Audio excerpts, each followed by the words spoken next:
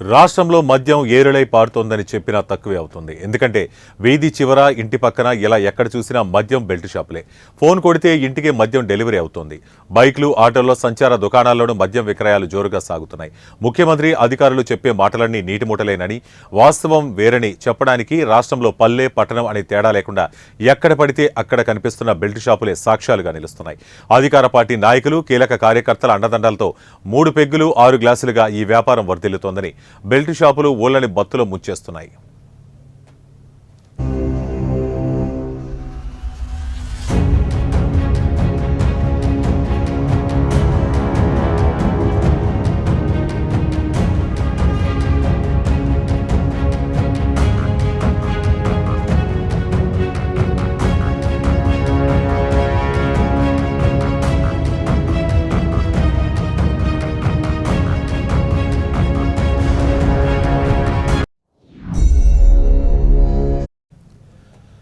ఇక అధికార పార్టీ నేతల కనుసన్నల్లో గొలుసు దుకాణాలు 3 సీసాలకు మించి అమ్మొద్దన్న నిబంధనకు పాతరేశారు. అనకాపల్లిలోని పట్టణ పోలీస్ స్టేషన్ సమీపంలోనే మద్యం గొలుసు దుకాణం, దశల వారీగా మద్య నిషేధం, ఏటా దుకాణాల సంఖ్య తగ్గింపు, 5 ఏళ్ల సంపూర్ణ మద్యపాన నిషేధాన్ని అమలు చేస్తామని ప్రభుత్వ పెద్దలు ప్రగల్భాలు పలికారు. ఆచరణకు వచ్చేసరికి ఆదాయం తగ్గిపోతుందని చేతులెత్తేశారు.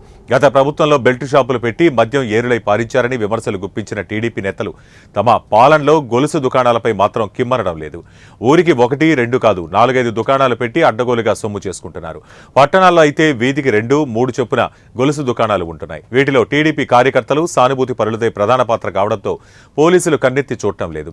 స్పెషల్ ఎన్ఫోర్స్మెంట్ బ్యూరో అధికారులు, సిబ్బంది తూతూ మంత్రంగా దాడులకే పరిమితం అవుతున్నారన్న విమర్శలు వెల్లువెత్తుతున్నాయి. అనకాపల్లి జిల్లాలో 148 ప్రభుత్వ మద్యం దుకాణాలు, 10 బార్లు ఉన్నాయి. గొలుసు దుకాణాలు మాత్రం జిల్లా పరిధిలోని 646 పంచాయతీల్లో సుమారు 1000కి పైగా ఉండడం గమనార్హం.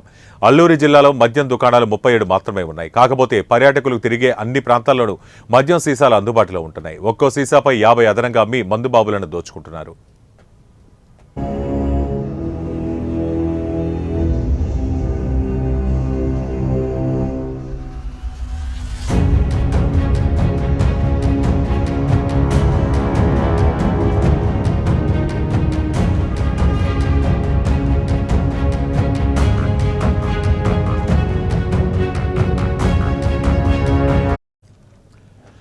తిమిరాం సంతలో దేవరాపల్లి మండలం తిమిరాంలో మద్యం దుకాణం ఉంది.